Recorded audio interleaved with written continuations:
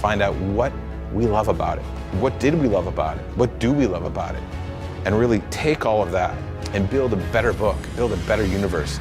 The whole point of Rebirth for all of us is to get back to the essence of the characters. Welcome back to Thinking Critical. This is Wes. It's that time of the week. It's time for the top 5 list. And with me today is my good friend Josh. You know, we recently talked about DC Comics Rebirth and what it made it so special. We hadn't really started the top 5 list yet, so I wanted to talk to you about your top 5 DC Rebirth series. What do you think about that? I'm excited to talk about it. It brings me back to Rebirth when comics were really, really good, and I'm really excited to. It's really, really difficult for me to kind of narrow my top 5 down, but I think I got it. So many great things. Of course, DC Rebirth was the reestablishment of the DC universe. 52 distinct multiverses, 52 distinct. Oh wait, that's not Rebirth. That was the new 52. We're talking about the good stuff today, people. All right, Josh, what's your number 5 series? All right, my number 5 series is James Tynion's Detective Comics. It's actually the first series I started reading with Rebirth. Eddy Barrows did a lot of the artwork on the series. He did the covers and the interiors, which immediately attracted me to the series. I hate it when they have someone do really good cover art and then it's someone totally different for the interior art. It's jarring to me. But for at least like the first big story arc he did the covers and the interiors. James Tynion, though, this really proved him to me. He knows the Batman family. He knows how to write them.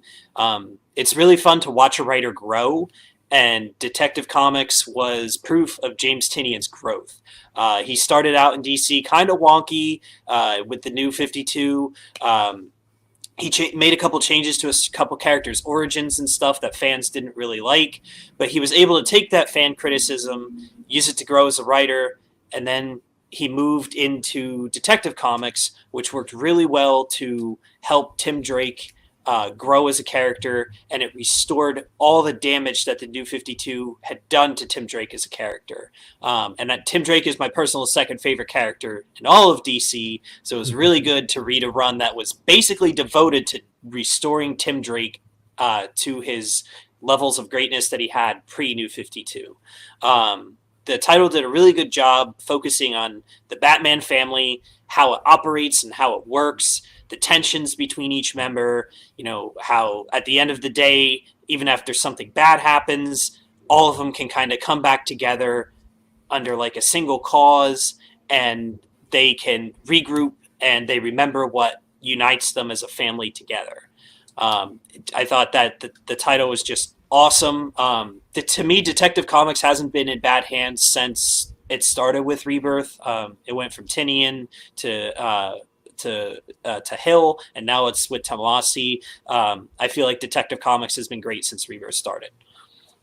Yeah, that was an interesting one. You know, you can really see that James Tynion has a real affinity for that Bat family, that dynamic, and especially Tim Drake. You know, Tim Drake had been done dirty, and he really went out of his way. He went the extra mile to make sure that he restored that character and undid some of the wrongs of the past to return that. And I'm really hoping he does that with Rick Grayson very soon.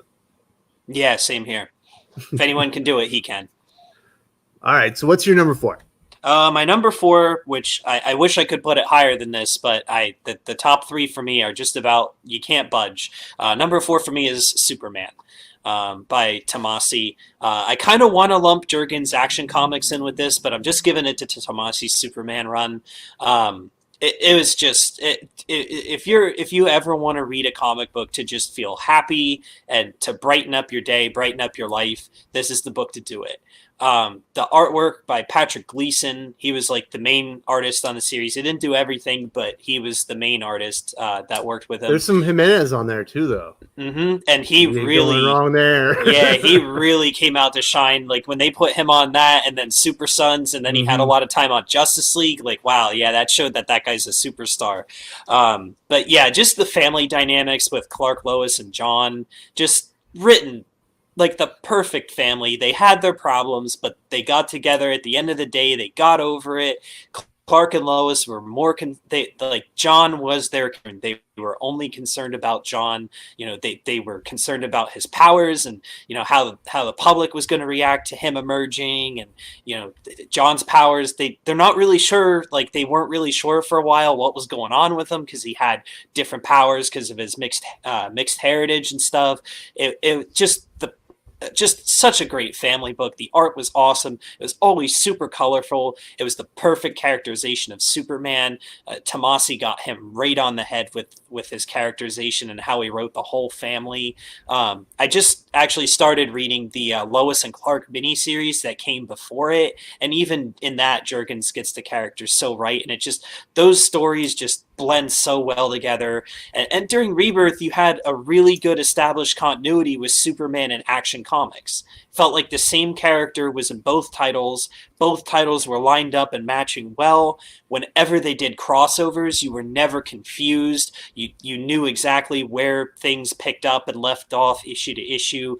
Just the way the title was set up, the art, characterizations, the adventures. They brought back Manchester Black. They brought back the Revenge Squad with Superman. It was just absolutely perfect. Just awesome Superman book. I am glad you brought up Lois and Clark, because everyone hated that new 52 version of Superman. He was reviled. There was basically no redeeming the character, that version of him. And I think, it sucks when they had to do it, but Jurgens and Tomasi were very smart. You just go around, get rid of that Superman, and bring back the one that everyone loved before into continuity. That way you don't have to fix that character, because it was beyond fixing that point. It was really well done, and I love the family dynamic. It's a different side of Superman. And when I give you my top 5 list, which we're not going to go into detail on, Superman's a little bit higher. Totally. What's agree. Number 3, brother?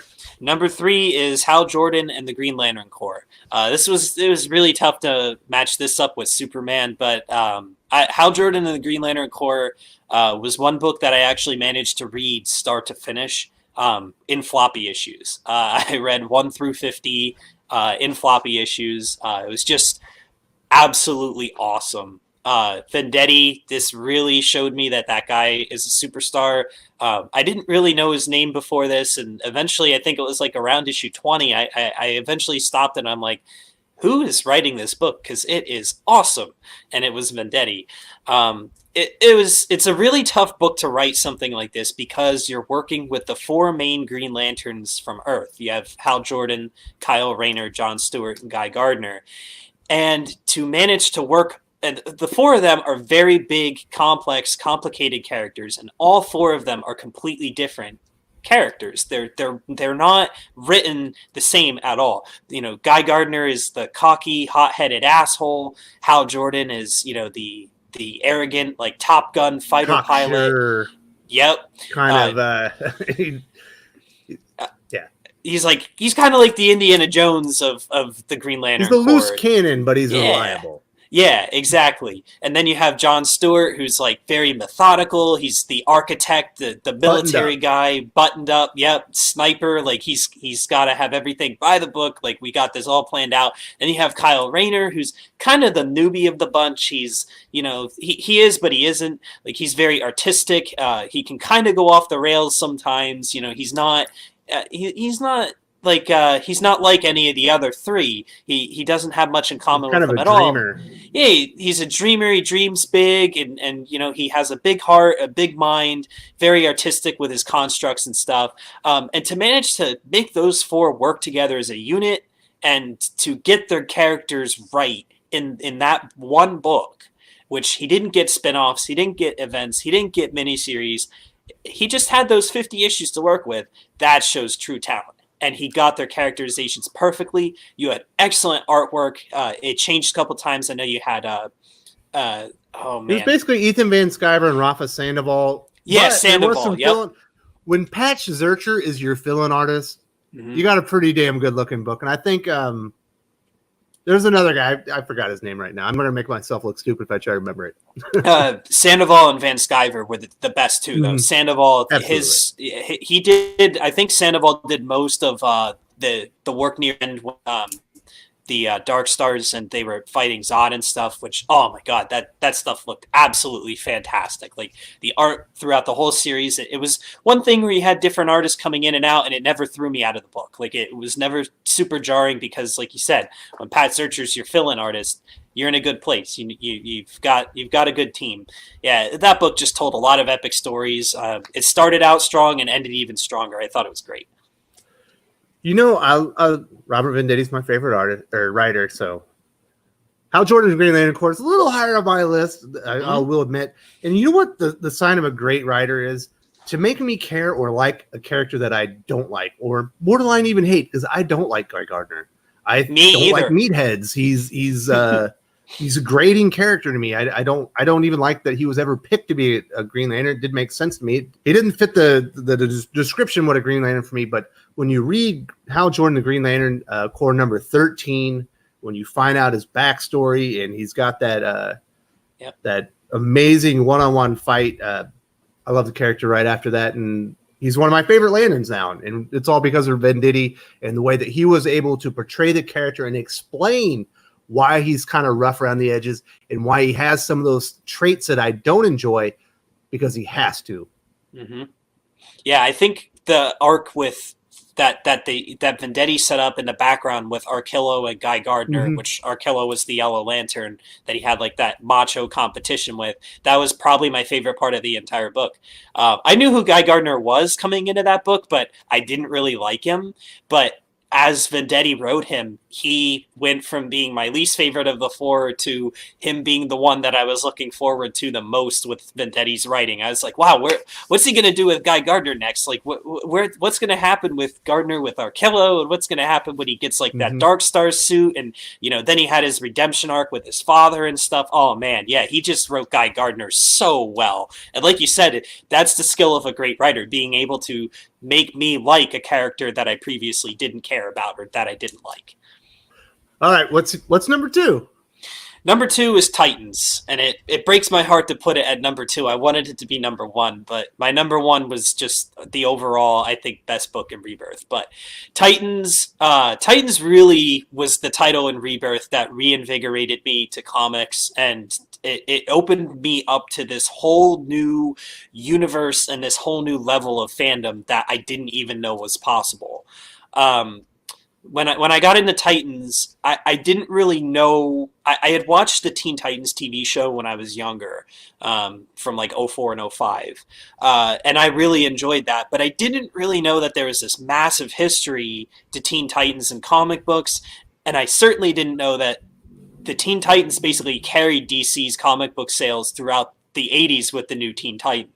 Now I do know that, and I've gone back and reread that title, and I love it. But this title is what opened me up to that whole Titans universe and to the older team.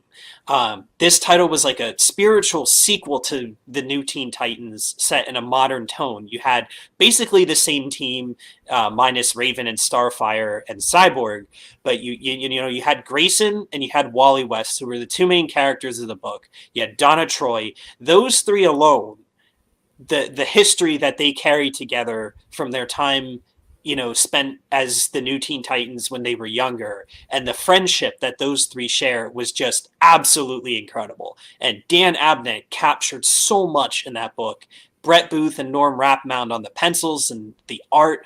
Oh my God, that book looks so dynamic. It looked crazy. When you had Wally running around in his red and silver suit, it was just red and silver lightning and stuff plastered all over the pages. You had the art was so awesome. It was this great action-packed adventure book. You had Donna Troy get her own story arc with Troya, which was the evil version of her from the future, and that just looked so awesome. Like, she had this galactic cape. She had all these like weapons and stuff, and you had Arsenal on a team, and he looked awesome, and you had Garth on the team, and he looked awesome. The book was just a wild, fun ride, start to finish. I felt like it was this spiritual successor to this great era of Teen Titans books from the 80s, and it took me back to that era so that I could rediscover older comics. And the Teen Titans, with that book, the Titans became my favorite team in all of in all of fiction.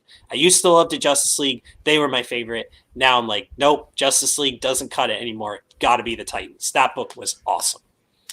All right. So the reason this didn't make my top 5 is I just haven't read enough of it. I've only read the first volume, but the Brett Booth art, Brett Booth is underappreciated and everyone loves him. And he's still underappreciated. That's how he is. But Dan Abnett was really that unnoticed MVP of Rebirth. Everything he put in Rebirth was great. Everything he touched on DC Comics was phenomenal. And he was just one of those guys, kind of like Venditti, that just an underappreciated mega talent. All right, so it's that time. It's time to get to your number one. Superman didn't make it. Titans didn't make it. Hal Jordan, the Green Lantern Corps, might be my favorite. Didn't make it. What's your number one? This, to me, was really the standout title from Rebirth. It's got to be The Flash. Absolutely, start to finish, or start to where we are now, The Flash has experienced very few road bumps in its 84 issues, 85 issues. Josh Williamson is killing it on this title. Had a little bump with Flash War and the Forces arc after Flash War, but it was still entertaining, and it picked up. You could tell Williamson didn't really care for what they were doing with Wally West and where they had him go after that, but you can tell that he picked himself back up, got back into the story, the writing picked right back up, and it's been great ever since. The Flash, I want to say the first 35 issues of that title were absolutely fantastic. Almost flawless. There were no flaws in the book. You have great teams of artists on it. You had Howard Porter, and so I'm going to butcher his name, but DeCarmine. Oh man, I don't remember how to say it. It's like it sounds a lot like Carmine Infantino, who was a really famous Flash artist from the early days in the Flash title. He created a lot of the Flash's like great villains and stuff. But I'm trying not to put Carmine Di Giandomenico was his name. The way that he drew the Flash was awesome. He drew this lightning style of effect that was just amazing. It made all the pages just pop right off the paper towards you. You could feel the speed that Barry and the speedsters were moving at. The way he drew Godspeed, who is one of my favorite things about all of Rebirth. That character was just awesome. Godspeed was everything I expect from comic books. He was a villain that was nasty. He was evil, but you felt sorry for him certain times of the story when you found out more about his character and his motivations. But damn it, he just looked cool. It felt like 90s comics again. You didn't have a reason to have to like the character. He just looked so damn cool. The way that Barry Allen is written in this, it's not like other characterizations of Barry Allen where he's unsure of himself or he has emotional issues. He was a confident, hopeful Barry Allen. He met each challenge as he had to.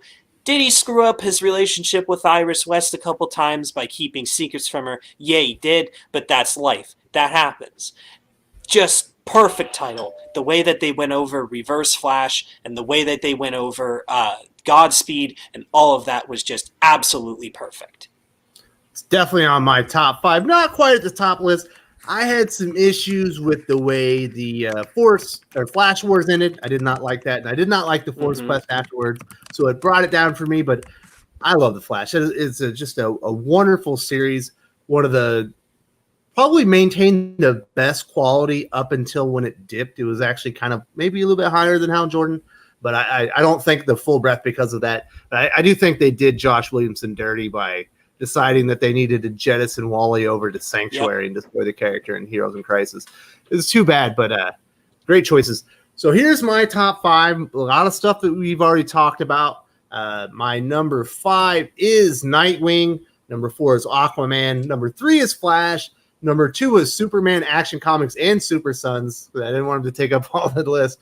And then number 1 is Hal Jordan, the Green Lantern Corps. Now, Nightwing might be a little bit controversial because that is an up and down title. It had some severely high peaks and severely low valleys. But I thought the Untouchable story arc, Nightwing 43 as well. There's a couple other one-shots in there, and so some really good story arcs in there. So not the most consistent title like the other ones, but it had some great high moments. All right, Josh. Well, thank you very much for your top 5 DC Comics Rebirth series. Really enjoyed talking about it, and I'll talk to you later, buddy. Yeah, sounds good. I was really happy to talk about Rebirth and kind of go back to good comics again.